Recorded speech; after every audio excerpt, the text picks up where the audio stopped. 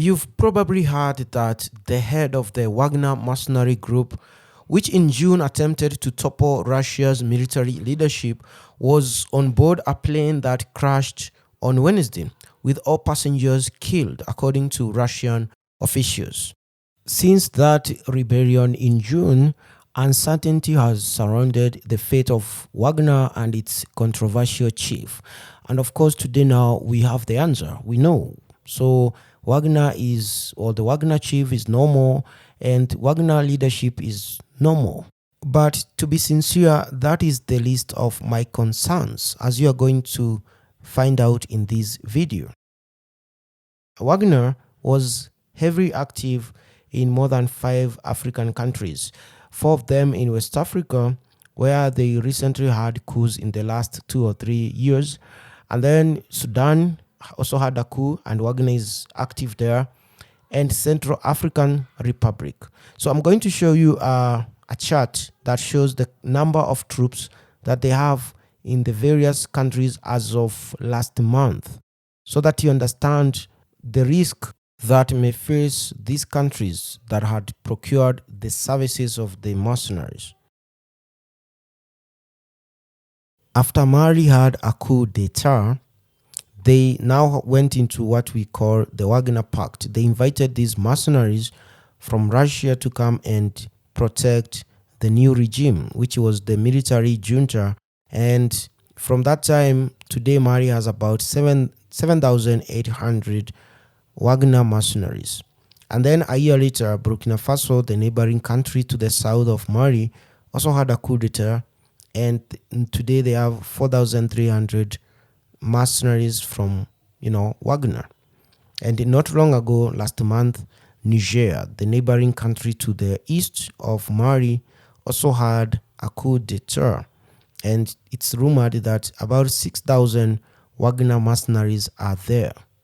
And then we have the Central African Republic, where these mercenaries have been operating from there for the past 5 or so years.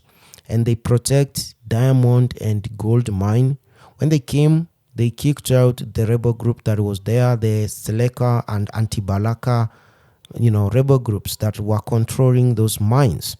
So once those rebels were defeated and pushed north, the Wagner came into position to protect those mines. They pay themselves using those minerals, the gold and the diamonds. They also protect the president of the Central African Republic. They are the bodyguards to the president. So it's a symbiotic kind of relationship where the president doesn't have to worry that he's going to be assassinated or deposed. In exchange, then he has to allow these mercenaries to mine these minerals and pay themselves.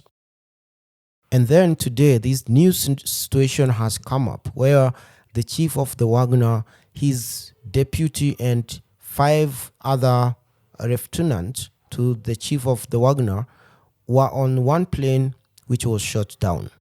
Without their top leadership, because the top leadership was the ones responsible for the payment to these mercenaries and recruitment, without the top leaders, we don't know whether they're able to replace that, or the top leaders, or the mercenary group is going to disintegrate.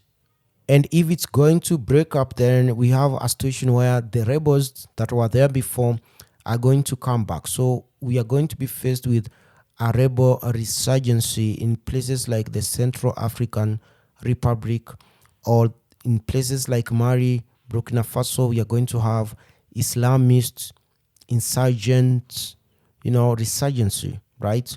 And that's the risk. So it's now we are in a position of uncertainty.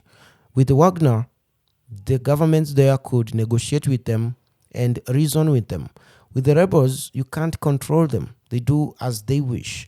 They destroy villages. They, commit atrocities all over the place. And that's the risk that I'm talking about.